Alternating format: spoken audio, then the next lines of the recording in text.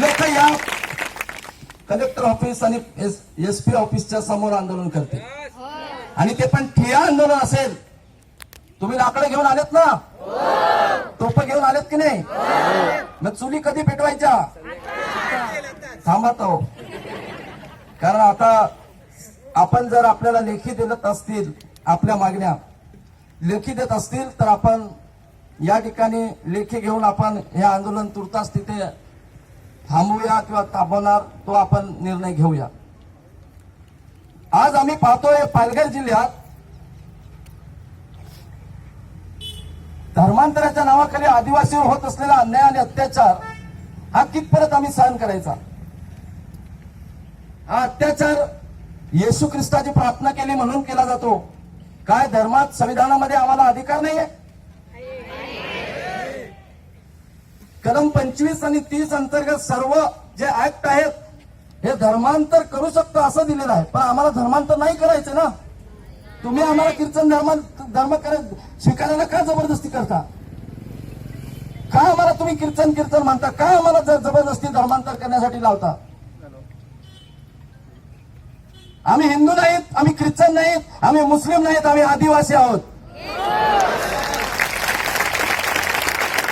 आदिवासी जन्माला आलोय म्हणून आम्ही या ठिकाणी बिरसा मुंडा, राघोजी भांगरे, राणी लक्ष्मीबाई, त्या टंट्या भील यांचे फोटो का लावलेले आहेत? कारण हे आमचे नेते आहेत. बाबासाहेबांनी आम्हाला संविधान दिलं आणि संविधानामुळे आज आम्ही आंदोलन घेऊ शकलो म्हणून बाबासाहेबांचा आम्हाला या ठिकाणी आम्ही फोटो लावलेला आहे. आझादी मिळवण्यासाठी इंग्रजांच्या गुलामगिरीतून आम्हाला आझादी मिळावी म्हणून आम्ही गांधीजींचा देखील मोलाचा वाटा होता आणि म्हणून आम्ही गांधीजींचा देखील फोटो लावलेला आहे. हे आमचे देव नाहीत, हे आमचे नेते आहेत, पुढारी आहेत आणि त्यांनी अत्याचाराविरुद्ध लढा दिला. आम्ही का फोटो दिलेत तर सर्व जनतेला कळायला पाहिजे, प्रशासनाला कळायला पाहिजे. आम्ही येशू ख्रिस्ताचा फोटो लावलाय का इथे? आम्ही कीर्तन आहेत का? इथे येशू ख्रिस्ताचा फोटो नाही मग तुम्ही आम्हाला कसे धर्मांतर केलं म्हणून म्हणता हो? आम्ही जाब विचारतो आज या आंदोलनाच्या वतीने मी जाब विचारतो प्रशासनाला की जे लोक तुम्हाला पत्रक देत असतील, जे पत्रक देतात की पालघर जिल्ह्यात प्रचंड प्रमाणे धर्मांतर होत आहे, यावर तात्काळ बंदी घालावी. माझी पण विनंती आहे, आमची सर्वांची विनंती आहे.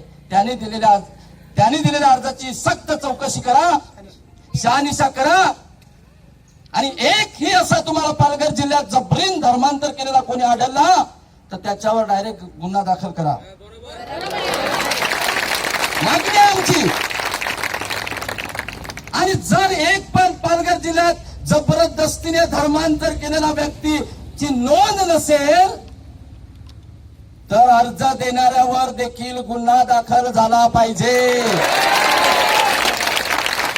कारण हे सरकारची दिशाभूल करतात, हे आमच्या पोलीस डिपार्टमेंटची दिशाभूल करतात, हे आमच्या कलेक्टर साहेबांची दिशाभूल करतात, हे आमच्या SP साहेबांची दिशाभूल करतायत आणि दिशाभूल करणाऱ्यावर पण कारवाई होते असं संविधानामध्ये म्हटलेलं आहे.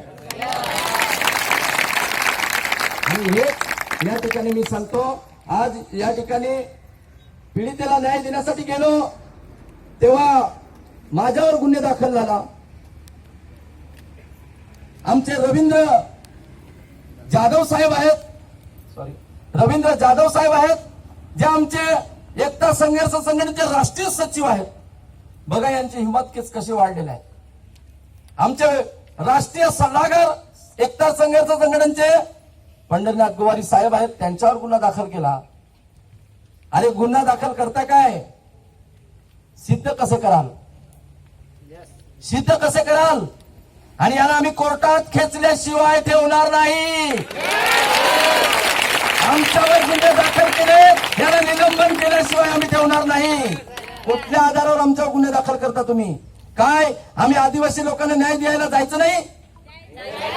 संघर्ष करायला जायचं नाही?